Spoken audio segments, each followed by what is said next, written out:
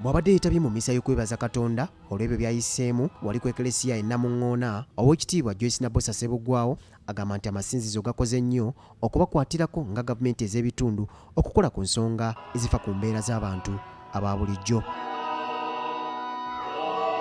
Okutuusa okwebaza kwange eri amasinzizo gonna agali mu Lubaga olw'obuyambi, olw'okutusabira, olw'obuvunaanyizibwa, olw'okutwagala, olw'okukolera awamu naffe, nga batuwa services mu malwaliro, nga batuteekerawo amalwaliro agaabwe nga bo, ate ne gayamba abantu baffe obulungi.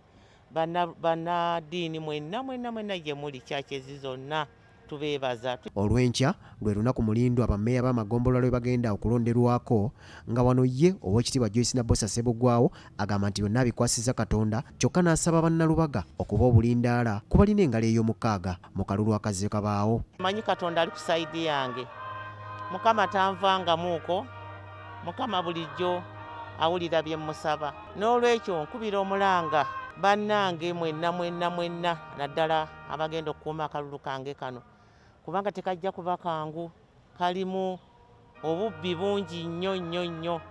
Tulinamu abalabe baffe bangi nnyo. N'olwekyo ba agents bange mbasaba mutunule enkaliriza okulaba nti omulabe tatunyakula, nga bwe mumanyi nti abalabe bo tulina bangi ddala. Emisa eno eyimbiddwa wali ku Eklesia y'Abadventi e Namungoona, era nga Father Starios Kasule amyuka bwanamukulu yagibadde mitambo, era nga yeetabiddwako abantu batono ddala mu nkola ya kwetangira COVID-19.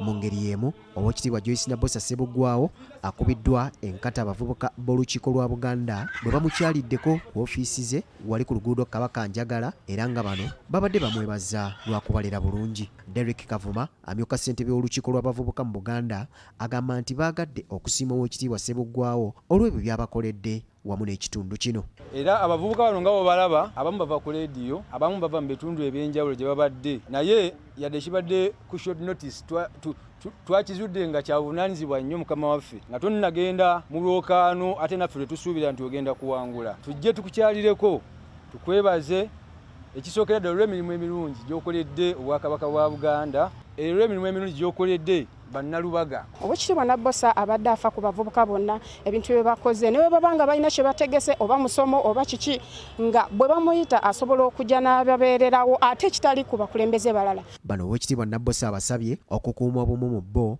kyokka n'abasaba obuteenyooma nga baliko kye bakoze ne bwe kiba kitono. Njagala okwebaza ennyo abavubuka olw'okuba nti bakumaakuma ne bannaabwe, babakumaakuma ne babaleeta ne bafuuka omuntu omu, ne bakolera wamu. Ekyo nno kiyamba nnyo okuba nti abo babadde tebamanyi basobola okuyigira ku bannaabwe bano be baba basanzeewo. Mark Jackson Kasule, BBSKATI, Gambuuze.